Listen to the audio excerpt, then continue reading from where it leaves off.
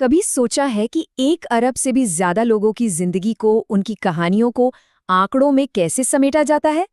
भारत की जनगणना सिर्फ गिनती नहीं है, ये हम सबकी कहानी है जो हर 10 साल में एक बार लिखी जाती है। तो चलिए इस कमाल की कहानी में गोता लगाते हैं। और यही सवाल असल में इस पूरे काम की जड़ है। जरा सोचिए, ये दुनिया के सबसे बड़े एडमिनिस्ट्रेटिव कामों में से एक है, तो फिर आखिर ये होता कैसे है? चलिए पता लगाते हैं। देखिए, जनगणना का सीधा सा मतलब है लोगों की गिनती। लेकिन जब बात भारत की हो तो इसका स्केल, इसका पैमाना कल्पना से भी कई ज्यादा बड़ा है। ये एक बहुत बड़े आईने की तरह है जो हमें दिखाता है कि एक देश के तौर पर हम कौन हैं, कहाँ रह रहे हैं और हमारी जिंदगी आखिर कैसी है। तो चलिए शुरू करते हैं और समझते हैं कि ये पूरी गिनती होती कैसे है। और सबसे पहले उन कुछ जरूरी शब्दों को समझते हैं जो इस पूरी गिनती की नींव हैं। जनगणना को समझने के लिए ये 3 चीजें सबसे जरूरी हैं। पहला है जनसंख्या घनत्व, यानी 1 स्क्वायर किलोमीटर में कितने लोग रहते हैं। इससे पता चलता है कि हमारे शहरों और गांवों पर कितना दबाव है। दूसरा है लिंगानुपात, यानी हर 1000 पुरुषों पर कितनी महिलाएं हैं। ये हमारे समाज के लिए एक बहुत बड़ा आईना है। और तीसरा साक्षरता दर, जो हमें बताती है कि देश पढ़ाई लिखाई में कितना आगे बढ़ रहा है। लेकिन ये इतना बड़ा काम हमेशा से ऐसा नहीं था। चलिए जरा इतिहास में चलते हैं और देखते हैं कि भारत में लोगों को गिनने का ये सफर शुरू कैसे हुआ। ये टाइमलाइन दिखाती है कि ये सब कैसे शुरू हुआ। 1872 में पहली कोशिश हुई, लेकिन 1881 से हर 10 साल में जनगणना की पक्की परंपरा शुरू हुई।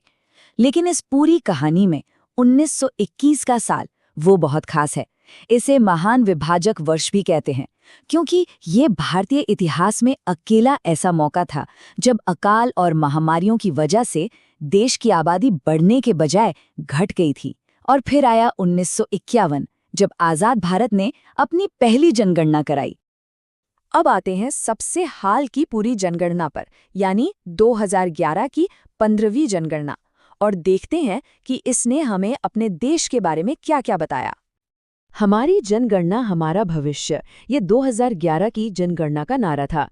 ये सिर्फ एक नारा नहीं था, इसके पीछे एक सोच थी कि ये सिर्फ गिनती नहीं है, बल्कि ये वो आंकड़े हैं जिनसे देश का आने वाला कल तय होगा। जरा इस नंबर को देखिए, 121 करोड़ 2011 में भारत की कुल आबादी। ये संख्या इतनी ज्यादा है कि उस वक्त ये अमेरिका की आबादी से लगभग 4 गुना थी।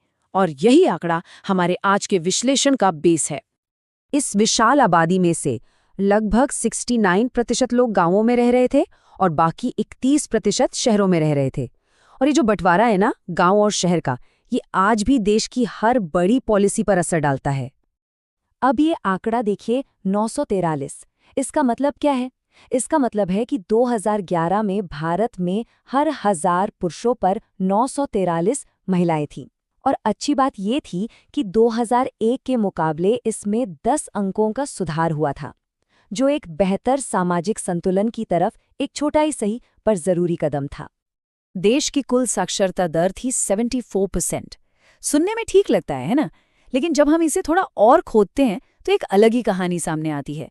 पुरुषों में ये दर 82% से ज्यादा थी, जबकि महिलाओं में सिर्फ 65.5%। जैसा कि इस चार्ट में साफ दिख रहा है, दोनों के बीच ये एक बहुत बड़ा अंतर है, जिसे पाटना एक राष्ट्रीय चुनौती है। तो ये तो हो गई देश की बात, लेकिन असली मजा तो तब आता है जब हम राज्यों के अंदर झांकते हैं, क्योंकि भारत एक देश है, लेकिन इसकी कहानियां अनेक हैं। शिक्षा के मामले में 2 राज्यों की ये कहानी देखिए। एक तरफ है केरल, जहां साक्षरता दर 94% है, यानी लगभग पूरी आबादी साक्षर। और फिर दूसरी तरफ है बिहार, जहां ये आंकड़ा सिर्फ 65.5% पर है। ये एक ही देश के अंदर मौकों की जमीन आसमान की असमानता को दिखाता है। और यही कहानी लिंगानुपात में भी दिखती है। केरल में हर 1000 पुरुषों पर 1084 महिलाएं हैं, यानी पुरुषों से ज्यादा महिलाएं, जो एक बहुत ही अच्छा सामाजिक संकेत है। वहीं हरियाणा में ये संख्या गिरकर सिर्फ 879 रह जाती है। ये सिर्फ आंकड़े नहीं हैं, ये इन राज्यों के सामाजिक ताने बाने के बारे में बहुत कुछ बताते हैं। और आखिर में जनसंख्या घनत्व। अब जरा इस फर्क को देखिए। बिहार में 1 स्क्वायर किलोमीटर में 1106 लोग रहते हैं और अरुणाचल प्रदेश की खुली वादियों में सिर्फ 17। ये दिखाता है कि भारत में जनसंख्या का दबाव कितना अलग-अलग है, जो संसाधनों पर भी अलग-अलग तरह का बोझ डालता है। तो सबसे बड़ा सवाल कि आखिर ये सब गिनती, ये सारे आंकड़े क्यों जरूरी हैं?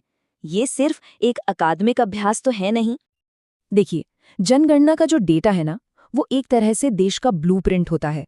कहाँ नए स्कूल और अस्पताल बनाने हैं, सरकारी योजनाओं का फायदा किसे और कहाँ मिलना चाहिए, यहाँ तक कि हमारे चुनावी क्षेत्र की सीमाएं क्या होंगी, ये सब कुछ इन्हीं आंकड़ों से तय होता है। संक्षेप में, यह डेटा ही आधुनिक राष्ट्र को बनाने का आधार है।